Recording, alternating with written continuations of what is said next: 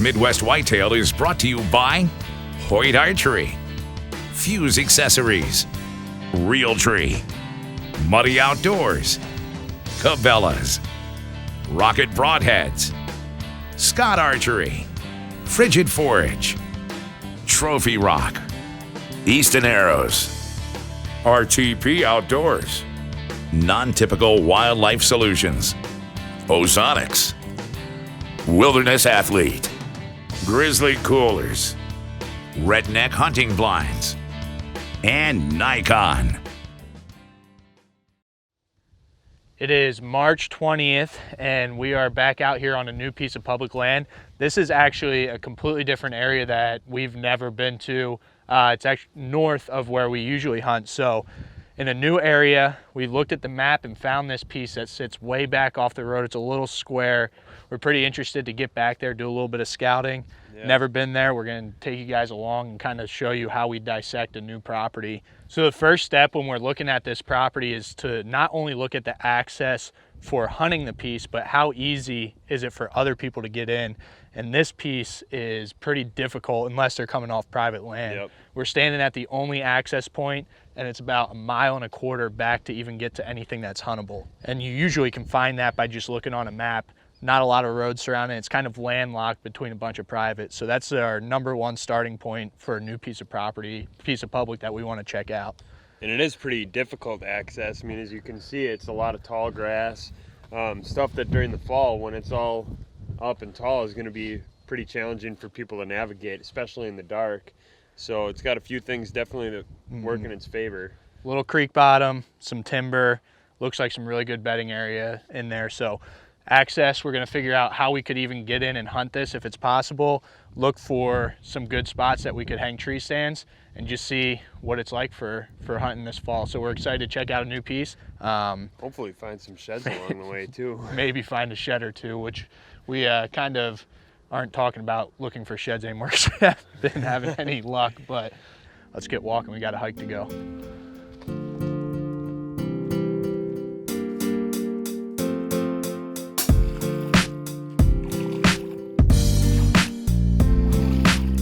Got him.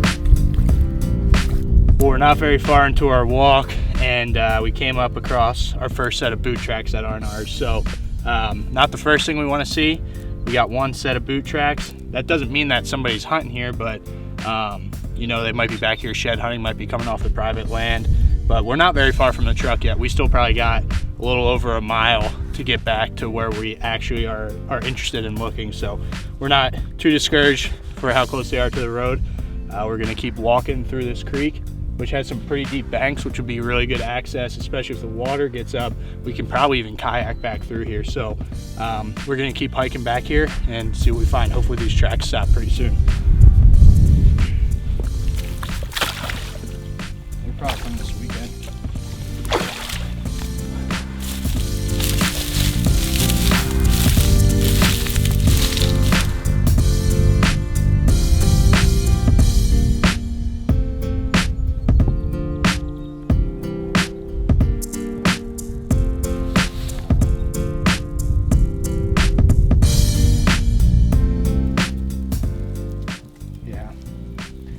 Being this far back, you get away from people, but I bet they're coming off the that tree stand.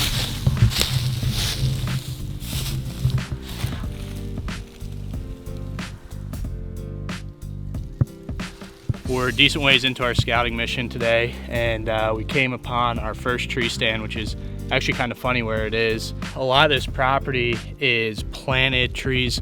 The one stuff me and Eric and Greg walked through, there was a lot of planted walnut, and then we came up over top, really thick CRP, lots of deer trails coming through, and things started to kind of get interesting once we got down into this lower corner.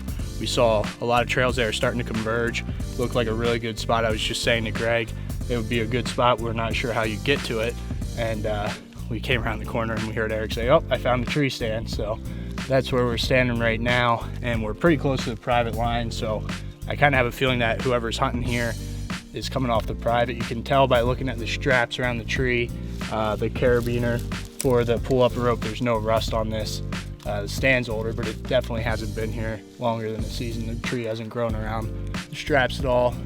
We found an old mineral site right over here. We also saw some fresh boot tracks all the way back in here. So we were kind of hoping, just by looking at the area on a map, that it wasn't a really sought out deer hunting spot. This is a lot of crop ground. There's not a lot of timber, but looks like maybe we got some people that are back here, and we're guessing that we're probably gonna run into the same thing over on the other side, but we're gonna keep hiking and see what the other side has. Hopefully we'll have a little better luck.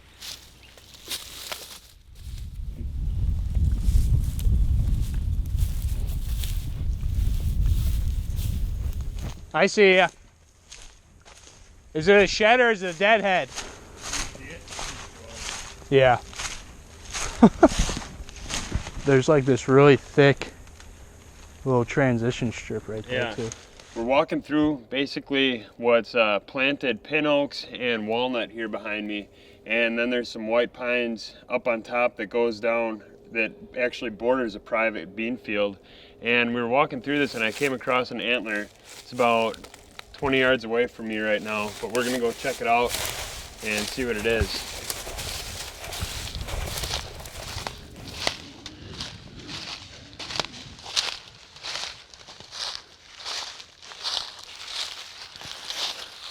Looks like a pretty decent side off a younger deer, but it's interesting that this antler is kind of in this spot. I actually grew up hunting a property that's real similar to this, with a lot of planted pines and basically manufactured habitat. And it's interesting that they all kind of set up the same way as basically big travel corridors in between two areas.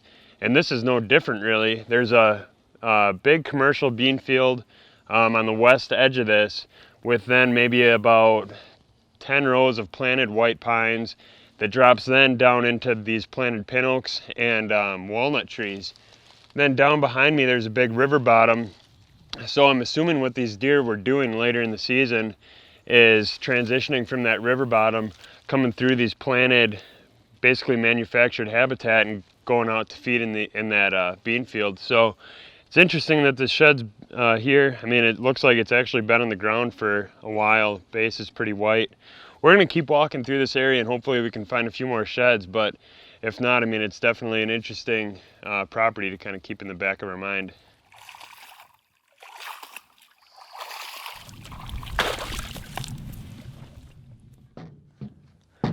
Well, we just got back to the truck and this was the find for the day. Eric found this nice 2-year-old shed, and the consensus of this piece of public was there's actually a lot more pressure than we had imagined. It's fairly close to a bigger town, so that might be part of it, but we thought the access was going to be a lot more difficult, and really where we expected to see stands closer to the road here, there weren't any. But as we got further back into the really good stuff that looked really good on a map, we found, I think, a total of 4 tree stands. So whether those guys are coming in off of the private land or using this ditch to get back in there, we don't really know. So it's definitely a spot we'll keep on our map for next fall. I think there's some pretty good potential. There's a lot of really good deer sign. One of the unique things about this piece is there's not really a lot of terrain features that pinch deer down or anything like that. It's very kind of monotonous. The biggest changes are what the DNR put in. You have the pines, and then you kind of have those buffer strips between the pines that lead into that planted timber of the oaks and the black walnuts. So really the most sign that we were finding was in those transition spots in between the different types of habitat. But still, I think a good spot. We'll definitely keep it on our map. It'll be really interesting if this water gets high. We'll be able to kayak right back there and get into a pretty cool spot. Also, it'll be a lot different next year is on the private ground that backs up to this. This will be corn. So it may be a pretty decent spot, not far from the road where we didn't see much sign of other hunters. So we'll see. But that's going to wrap up our walking for today. I think we may try and get out again this week. Really nice day, but if we don't get out again this week, we'll be in the field again next week, and before you know it, we'll be getting food plots in the ground.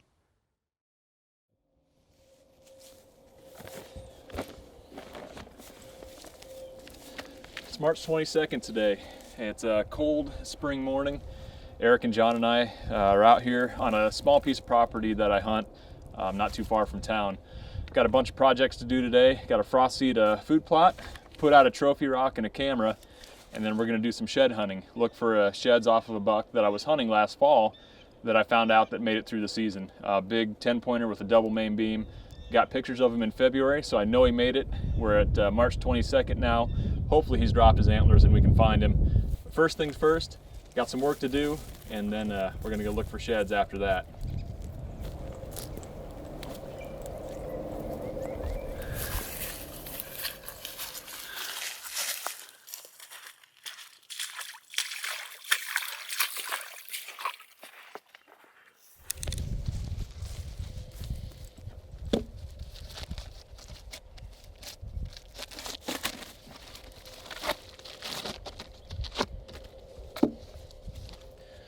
Well, it's never too early to get your trophy rocks out.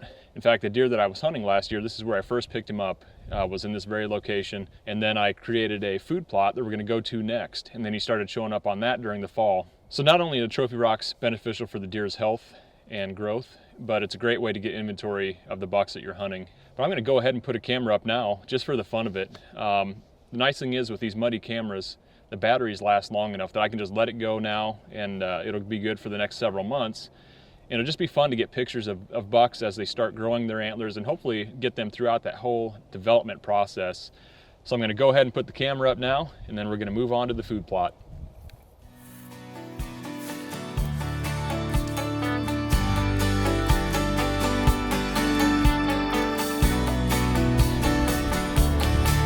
Well, this is the spot. Nice. So where was your trail camera? Camera was on that fence post. Where the fence is lowered right there is where he liked to cross. And that's where I got a number of different pictures of him. But he was coming down out of the timber there. See, there's a trail that comes through the food plot. They hop the fence, go down the hill, and then on out to the ag fields. Yeah. As you can see, the cattle have pre-fertilized it for me, so it should be good to go. Yeah. We'll get some pure trophy clover in here, and then be good to go. Go look for some sheds. Let's get to work.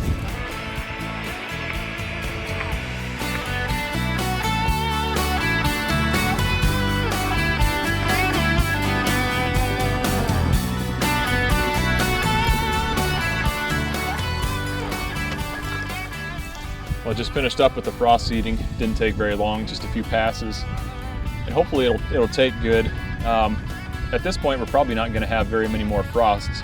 But the good thing is the soil is pretty bare, pretty porous. The cattle actually got in here last year and kind of made a bunch of divots in here. So the nice thing is it's giving the seed a good place to fall into. And then within the next couple weeks here, it looks like, or there's chance of rain just about every day. So it should have plenty of rain to get good seed to soil contact.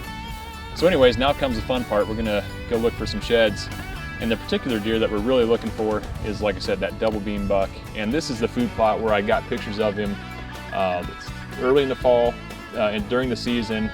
And then he kind of disappeared, and then got him back in December. I know he made it up until the shotgun season. Then he disappeared again. And then I finally got pictures of him again in January and February. So I know he made it through the season, and hopefully we can find his sheds. And that deer, I felt like, at least some of the time, was bedding up on this ridge to my left here. So we're gonna check that hillside, and then on over, the next ridge over, is a really thick and nasty, another bedding area where I would suspect that he would bed on a northerly type wind. And it's a spot where I've found sheds in the past. So we're gonna scour the timber here and hopefully find his sheds. And there's also a number of different bucks that showed up. Hopefully we'll find some of their sheds. So beautiful day for it. The sun's just popping out now, and we're gonna get to walking.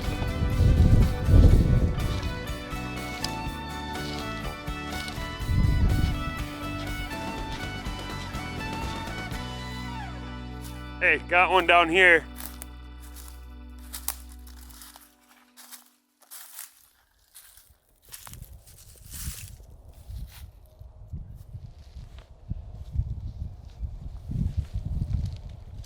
Got a little 5-point sign. Nice. Well, Eric found the first shed of the day. We're actually not too far from the food plot. Just barely see it through the timber. We're up on that actually north-facing hillside where it's just kind of stair step. There's all these little knobs where the deer like to bed, and that's right where Eric found a shed. Nice 5-point. Recognize that one? Yeah. Yeah? Got trail camera pictures of him. Nice younger 2-year-old, Yeah. looks like. Just right down kind of on that little base of this ridge where it drops down. Awesome. That's a good find. Yeah, I think we got pictures of him before the season, I think, and then after the season. He was one of those bucks that showed up in February. Cool. And that bachelor group went through the food plot. So sweet, good find. Awesome. On the board.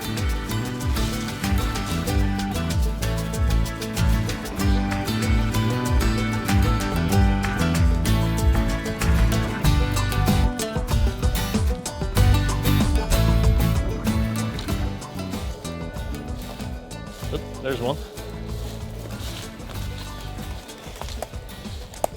There's the other.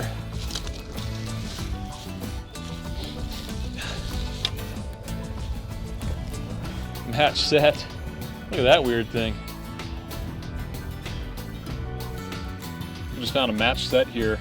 Not the deer that I was hoping for, but an interesting one nonetheless. Big fork antler deer, and I actually got pictures of him after the season ended. I think in January, February, he showed up a couple different times. Bigger body, bigger than most of the deer that were showing up there, so he's possibly a 3-year-old. Yeah, just a interesting deer. But as you can see behind me, this is a really, really thick ridge. Perfect spot for bedding late in the year. You know, you got the south-facing exposure, real thick cover. They can bed with you know, any northerly type wind, smell behind them, and then kind of see down below them into this more open valley. So Eric got us on the board with the first one. This puts us up to 3, and gonna cover some more ground here.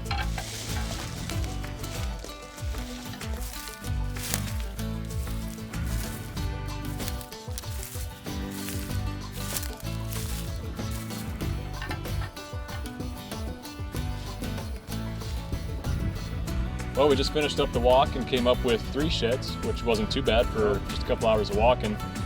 Both of these deer I recognize and actually have pictures of them in this very spot where we're standing in the food plot here.